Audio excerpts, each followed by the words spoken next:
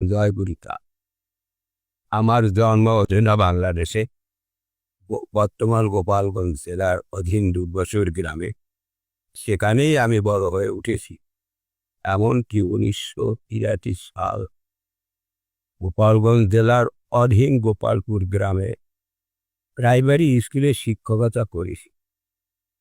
শুধুমাত্র হিন্দু হওয়ার অপরাধে সব কিছু বিষয় সম্পত্তি ত্যাগ করে 1983 সালে 7ই নভেম্বর ভারতে পালিয়ে। এতদিন আমাদের কথা কেউ ভাবেনি। প্রধানমন্ত্রী মোদিজি এবং স্বরাষ্ট্রমন্ত্রী অমিত শাহ এর মাধ্যমে আজ আমাদের নাগরিকত্ব দিয়েছে। তাদের অশেষ ধন্যবাদ জানাচ্ছি।